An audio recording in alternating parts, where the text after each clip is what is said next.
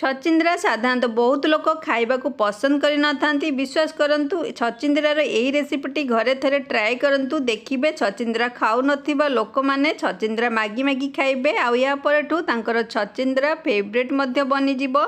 नमस्कार, मु सुनीता हांडीशाल को आपण मानकु बहुत बहुत स्वागत। सो चलंतु आजिकार छचिंद्रा रेसिपीटी आरंभ करि नबा। छचिंद्रार यही रेसिपी बनैवाई मुझे गोटे बड़ छचिंद्रा नहीं जहाँकि पाखापाखि 600 ग्राम हम। आपण पसंद अनुजाई क्वांटिटी को कम कि बेसी रखिपारे। एबे मुझे गोटे छुरी साहाय्य या भल भाव चोपा छड़े नेबी।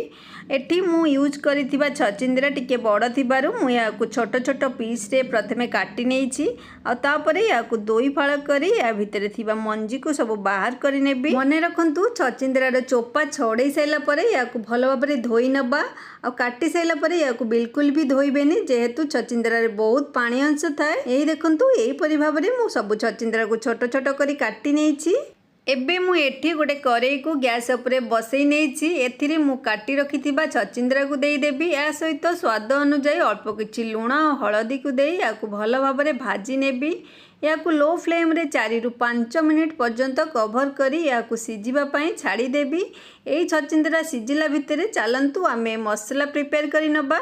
मसला प्रस्तुत करने मुझे गोटे ग्राइंडर कप नहीं जो थे आड करदेवी किसी भाजी रखिथिबा बादाम। या सहित मु गोटे बड़ चामच सोरिष आ गोटे छोट चामच जीरा आ या सहित मु आड करनेबी किछि पाखुड़ा रसुण आ 2 रु 3 कंचा लंका।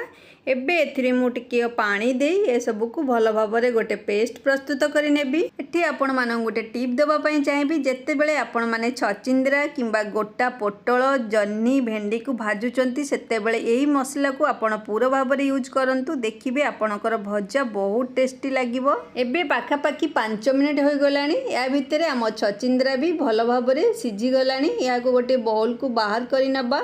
मु एठी गोटे करेई को भल भाबरे सफा करी गरम करी नेछि। एबे एथिरे मु आड करि देबी गोटे बड़ चामच सोरिष तेल आ तेल भल भाबरे गरम होई गला परे मु एथिरे आड करि नेबी किछि भृसंग पत्र को निश्चित आड करंतु, देखिबे तरकारी बहुत बढ़िया बास्ना आसीबो। एबे आमे एथिरे आड करि नबा प्रिपेयर करिथिबा मसला। मु एठी हाफ टी स्पून लंका गुंड, हाफ टी स्पून धनिया गुंड, हाफ टी स्पून हलदी गुंड को अल्प किछि पानी रे घोल प्रस्तुत करि नेछि। आ ये घोल को मु मसला रे ऐड करि नेबी। या द्वारा हमर कसिला बेले मसला गुंड मसला हमर पोड़ी जाई न थाए आ मसला भी भल भाबरे कसी हो जाई थाए। हां फ्रेंड्स, जदि आपण माने मो चैनल ले नुवा अछंती, नुवा करी वीडियो देखुचंती, ताले चैनल को निश्चय भाबरे गोटे सब्सक्राइब करंतु। आ आजिकर जदि वीडियोटी आपण माननकु भल लागि थाए गोटे लाइक कमेंट एंड शेयर निश्चित भाबरे करंतु। ये देखंतु एठी मसला को कसीबार 4 रु 5 मिनिट हो गलानी। हमर मसला भी भल भाबरे कसी हो गलानी। एबे एथिरे आमे ऐड करि दबा सिझेई रखिथिबा छचिंद्रा को। या सहित मु अल्प किछि पानी ऐड करी मसला और छचिंद्रा को भल भाबरे मिक्स करि नेबी। छचिंद्रा ऑलरेडी हमर सिझी सारिछि, सो मसला और छचिंद्रा को टिके लटपटिया करिया पई जेतिकी पानी दरकार आमे सेतिकी यूज करंतु।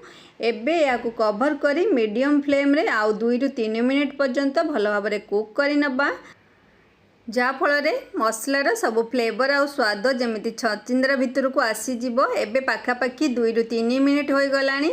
एबे आमे कवर को बाहर करि नबा। ए देखंतु छचिंद्रा हमर भल भाबरे एठी सिझी जाइछि। तरकारी रे भी पानी अंश सुखी जाइछि, तरकारी हमर टिके लटपटिया हो जाइछि।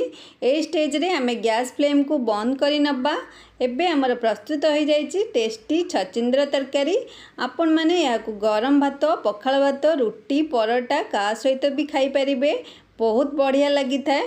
बट मु आज कहबी आपण माने याकु गरमा गरम भात सहित थरे बनै खांतु, देखिबे आपण मानकु मजा आसी जीवो। आशा करूची आजिकार रेसिपीटी आपण मानकु भल लागिथिबो।